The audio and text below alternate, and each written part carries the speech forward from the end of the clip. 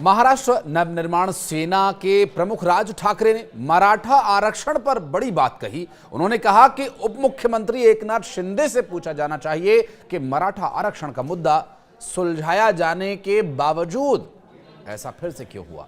मराठा आरक्षण कार्यकर्ता मनोज जरांगे का दक्षिण मुंबई के आजाद मैदान में समुदाय के लिए आरक्षण की मांग को लेकर अनशन दूसरे दिन यानी शनिवार को भी जारी रहा।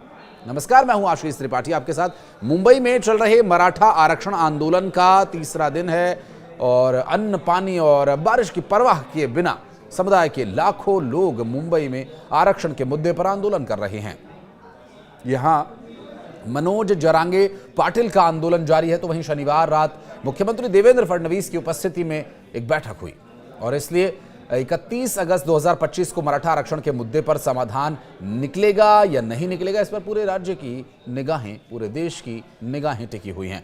मराठा आरक्षण की पृष्ठभूमि में मुख्यमंत्री देवेंद्र फडणवीस, मंत्री राधाकृष्ण विखे पाटिल और गिरीश महाजन के बीच शनिवार रात वर्षा बंगले पर लगभग 1 घंटे तक बैठक हुई। मनोज जरांगे पाटिल का आंदोलन जारी रखने के कारण राज्य सरकार पर दबाव बढ़ गया है। आंदोलन के चलते मुंबई की यातायात व्यवस्था पर भी दबाव पड़ रहा है और नागरिकों को जाम का सामना करना पड़ रहा है। राज ठाकरे ने आंदोलन के बारे में पूछे जाने पर कहा कि केवल एकनाथ शिंदे ही मराठा आंदोलन और आरक्षण के मुद्दे के बारे में सब कुछ बता सकते हैं।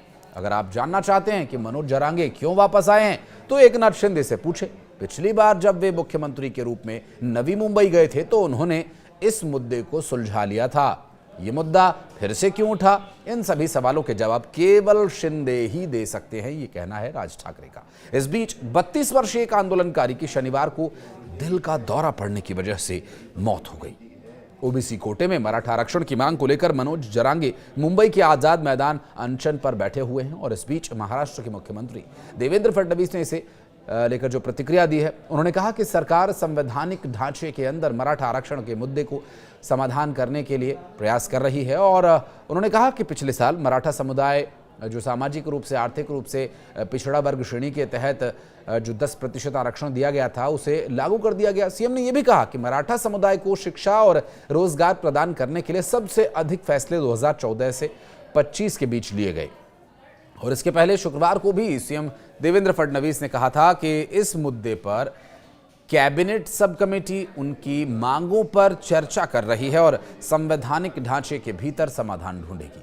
सीएम ने बताया था कि मनोज जरांगे को दक्षिण मुंबई के आजाद मैदान में सिर्फ 1 दिन के लिए विरोध प्रदर्शन करने की इजाजत दी गई है। उन्होंने विरोध प्रदर्शन जारी रखने के लिए नई अनुमति मांगी और पुलिस इस पर सकारात्मक विचार करेगी। आपको बता दें कि मराठा आंदोलन कार्यकर्ता मनोज जरांगे पाटिल ओबीसी कैटेगरी के तहत मराठों के लिए 10% आरक्षण देने की मांग कर रहे हैं। उनका कहना यह है कि सभी मराठों को ओबीसी के तहत आने वाली कृषि प्रधान जाति कुनबी के तौर पर मान्यता मिले ताकि उन्हें सरकारी नौकरियों और शिक्षा में आरक्षण का लाभ मिल सके। राष्ट्रवादी कांग्रेस पार्टी एनसीपी प्रमुख शरद पवार ने आरक्षण के मुद्दे पर बड़ा बयान दिया। उन्होंने कहा कि देश भर में आरक्षण के मुद्दे को सुलझाने में केंद्र सरकार की भूमिका महत्वपूर्ण है।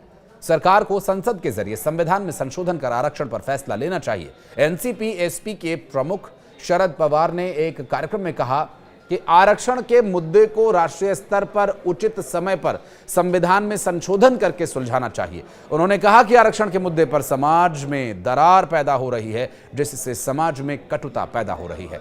तमिलनाडु में 72% आरक्षण का उदाहरण देते हुए पवार ने कहा कि अगर आरक्षण के मुद्दों को सुलझाना है तो राष्ट्रीय स्तर पर ही निर्णय लिए जाने चाहिए। केंद्र सरकार को इस पर फैसला लेना होगा। अगर तमिलनाडु में 72% आरक्षण दिया जा सकता है तो उचित समय पर संविधान में संशोधन करके आरक्षण के मुद्दे को सुलझाने के लिए संसद में निर्णय लिया जाना चाहिए। पवार ने कहा कि हम संसद के कुछ सदस्यों के साथ बातचीत कर रहे हैं।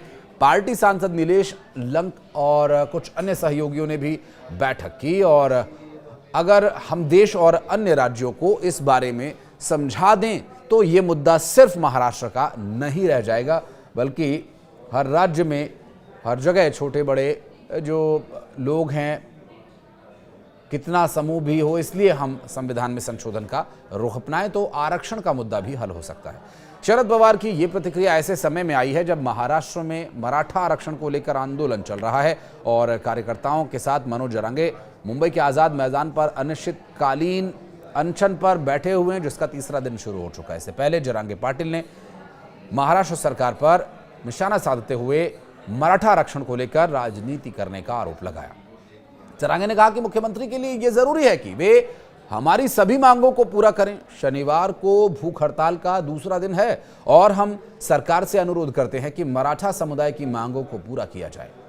हमें सम्मान दें, हमारा अपमान न करें। अब देखना यह होगा कि सरकार किन परिस्थितियों में इन मांगों को मानती है और जिस तरह से राज ठाकरे या फिर शरद पवार ने जो बातें कही हैं उनका धरातल पर क्या असर दिखता है और मुख्यमंत्री देवेंद्र फडणवीस की मीटिंग के बाद क्या कोई अच्छी खबर मराठा आंदोलन के संबंध में आ सकती है या फिर जो एक समस्या की स्थिति उत्पन्न हो रही है इस आंदोलन की वजह से उससे पहले हल किया जाएगा और फिर उसके बाद मराठा आंदोलन को लेकर शर्तों को माने जाने के संबंध में सरकार की तरफ से कोई घोषणा की जा सकती है। बहरहाल इस पर लगातार हम नजर बनाए हुए हैं।